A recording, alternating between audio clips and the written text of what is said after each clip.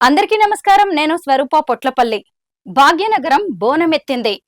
బోనాల సమయంలో శివశక్తుల శివాలు, జోగినిళ్ల డాన్సులు, పోతురాజుల విన్యాసాలు ఖచ్చితంగా చూసి తీరాల్సిందే. అసలు అవన్నీ చూడ్డానికి రెండు కళ్ళు సరిపోవు. ప్రస్తుతం నాతో పాటు శివశక్తి విష్ణు శౌర్య ఉన్నారు. ఆయనతో మాట్లాడి అసలు అమ్మవారు పూనేటప్పుడు ఎలా ఉంటుంది, ఆ టైంలో ఎలాంటి వైబ్రేషన్స్ ఉంటాయి, శివశక్తులు పెళ్లి చేసుకుంటారా, వారికి తాంత్రిక విద్యలు ఉంటాయా, ఇలాంటి ఎన్నో ఇంట్రెస్టింగ్ విషయాలను తెలుసుకుందాం. నమస్తే అండి. నమస్తే. చాలా మంది దేవుడికి అంకితం చేసుకొని అలాగే ఉండిపోతూ ఉంటారు. అవును. పెళ్లి కూడా చేసుకుంటూ ఉంటారు. మరి అబ్బాయిల విషయానికి వస్తే ఎలా ఉంటుంది? అమ్మాయిల విషయానికొచ్చేస్తే జోగినిగా మారిపోయి కత్తికి బాసింగం గట్టుకుంటారు. హ్మ్. కత్తికి బాసికం గట్టి వివాహం ఆడతారు. హ్మ్. అంటే వాళ్ళ లోపలొచ్చేది అమ్మవారే గాబట్టి కత్తికిచ్చి పెళ్లి చేస్తారనమాట. హ్మ్. ఇక్కడ అబ్బాయిల విషయానికొస్తే పెళ్ళిళ్ళు చేసుకున్న వాళ్ళున్నారు. పిల్లల్ని కన్నవాళ్ళున్నారు. పెళ్ళిళ్ళు చేసుకోకుండా, ఆ! దేవుడితో వివాహం ఆడకుండా, సామాన్య మనుషుల్లాగా దేవుడి పూజల్లో నిమగ్నమయ్యి వివాహం చేసుకోకుండా ఉన్న వాళ్ళు గూడా ఉన్నారు చాలా మంది. హుహు. అలా గూడా శివశక్తులు చాలా మందున్నారు. మీరు పెళ్లి చేసుకోవాలనుకుంటున్నారా? వద్దనుకుంటున్నారా? ఇంకా పుస్తకం మొదలవ్వలేదు. టైం ఉంది. ఇంకా టైం ఉంది. 25 ఇయర్సే కాబట్టి కరెక్టే. అయితే మామూలుగా అబ్బాయిలు ఇలాగ దేవుళ్ళు చెప్పడం, అమ్మవారు రావడం అనేది కుటుంబాల్లో మనం ఎవరి కుటుంబాల్లో అయినా కొంచెం ఇబ్బందికరమే. అవును. పేరెంట్స్ కూడా ఒప్పుకోరు చాలా మంది. ఒప్పుకోరు. చాల్లే వద్దు వద్దు బయటకెళ్తే ఇది కొంత వేరేగా వెళ్ళే అవకాశం ఉంది అని. మరి మీ పేరెంట్స్ నుంచి అలాంటిదేమైనా వచ్చిందా మీకు? మనుషుల పేరెంట్స్ అందరూ తల్లిదండ్రులు ఏంటంటే, వాళ్ళకి సరైన అవగాహన ఉండదు. హ్మ్. అవగాహన లేకుండా దాని చరిత్ర గాని, దాని మూలం గాని, లేకపోతే అదెందుకొస్తుంది, దాన్ని ఏమన్నా మనం కంట్రోల్ చేయగలమా? ఆపేసేంత శక్తి మనకుండదు. ప్రివెంట్ చేయలేం. కాకపోతే కొంచెం కంట్రోల్ చేసేంత శక్తి పేరెంట్స్‌కి రావాలి. వస్తే ప్రాబ్లమ్ అనేది ఉండదు. మీ పేరెంట్స్ మా నుంచి పేరెంట్స్ వచ్చిందా? స్టార్టింగ్‌లో కొంచెం అపోజొచ్చింది నాకు. అపోజ్ లేకుండా ఏ శివశక్తులు ఉండరు. హ్మ్.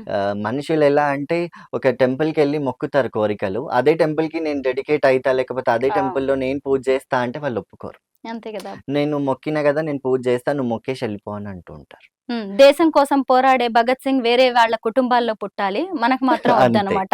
ఇది కూడా సేమ్ అలాగే కదా! పక్కన వాళ్ళు పూనకం ఊగుతున్నారు. వాళ్ళు శివశక్తులంటే, అమ్మ మా జీవితం ఎలా ఉంటుంది? మాకు బొట్టు పెట్టండి అని తీసుకెళ్తారు. మమ్మల్ని గూడా తీసుకెళ్తారు. హ్మ్. కానీ తన స్వతహా వాళ్ళ పిల్లలే పూనకం ఊగినా, వాళ్ళ భార్యలే కొంతమంది భర్తలుండి భార్యలే పూనకం ఊగినా, అమ్మో! ఇదేంటి ఒద్దు. హ్మ్. ఒద్దు దేవుడొద్దు. మనం మొక్కుకుందాం అంతే. అక్కడికెళ్తాం గదా! అక్కడికే ఎళ్దాం. నీకొద్దు అనేసంటారు. కరెక్టే. ఇలాంటి అపోజిషన్స్ అనేవి ప్రతి ఫ్యామిలీలో జరుగుతాయి. వాటినన్నిటిని అధిగమిస్తూ ఈ హ్మ్. స్టేజ్‌లో ఉన్నారు. మరి పెళ్లి సంబంధాల విషయంలో ఇబ్బందులు రావా? చాలా ఒస్తాయి.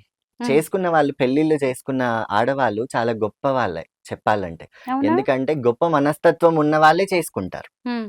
ఈ ప్రొఫెషన్‌లో, ఈ బోనాల ప్రొఫెషన్‌లో ఉన్నప్పుడు ఒక మహిళ, సాధారణమైన మహిళ వచ్చి తనని వివాహం చేసుకొని ఉండాలంటే కొంచెం ఇబ్బందే. కానీ అయినా గాని వచ్చి చేసుకునే వాళ్ళు గూడా ఉన్నారు. శివశక్తి, విష్ణు శౌర్యాన్ని ఇష్టపడే వాళ్ళెవరైనా ఉన్నారా? మీకు తెలిసిపోతూ ఉంటది గదా! అలా గూడా ఉంటారు భక్తులు. ఉంటారు. ఇలా కూడా ఆ! ఇప్పటివరకి మరి అలాంటివి నేనెప్పుడు ఫేస్ జేయలేదు. అంతవరకు గూడా నేను ఆలోచించలేదు.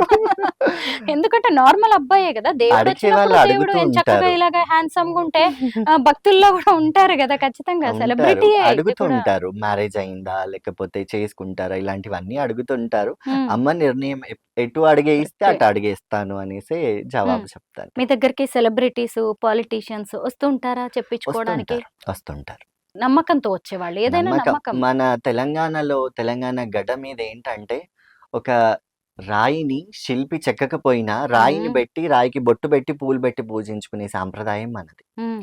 అక్కడికెళ్లి మొక్కిన వాళ్ళకి కూడా ఎన్నో జరిగినియున్నది. ఆ నమ్మకం, విశ్వాసం మీదే నడుస్తాం. అంటే ప్రకృతినే మనం దైవంగా భావించి భావిస్తాం. ఆరాధిస్తూ ఉంటాము. అంత గొప్ప ఇండియన్ కల్చర్ మనది కల్చర్ అది. వాస్తవానికి. స్త్రీని గూడా ఎక్కువగా హ్మ్. పూజించేంత కల్చర్ మనది. అవును. మనకేంటంటే ఎక్కడైతే స్త్రీ పూజించబడుతుందో అక్కడ హ్మ్. దేశం అభివృద్ధిగా ఉంటుంది. రాష్ట్రం సుభిక్షంగా ఉంటుందనేది మన విశ్వాసం. అంతే గదా! అందుకే ఈ బోనాలు జూషినా గాని ఎక్కువ మట్టుకి పూనకాలు రాకపోతే మహిళలే ఎత్తుకుంటారు. హ్మ్. తీసుకెళ్ళేది ఒక అమ్మవారికే. హ్మ్. అమ్మకే తీసుకెళ్తారు. అక్కడ మహిళ, మహిళ. హ్మ్. 2 అంత సఖ్యతగా ఉంటాయన్నమాట. చాలా అనిపిస్తుంది. నాకైతే ఈరోజు చాలా డౌట్స్ క్లియర్ అయ్యాయి. ఎందుకంటే లేడీస్‌ని చూసాను గానీ నేను జెంట్స్‌తో ఇంత బాగా అమ్మవారొచ్చి, ఇంత చదువుకున్న ఒక శివశక్తితో నేను మాట్లాడడం అనేది ఫస్ట్ టైమ్. చాలా థాంక్స్ విష్ణు శౌర్య గారు. మాకింత చాలా టైమ్ థాంక్స్. ఇచ్చినందుకు, మా డౌట్స్ క్లియర్ చేసినందుకు చాలా థాంక్స్.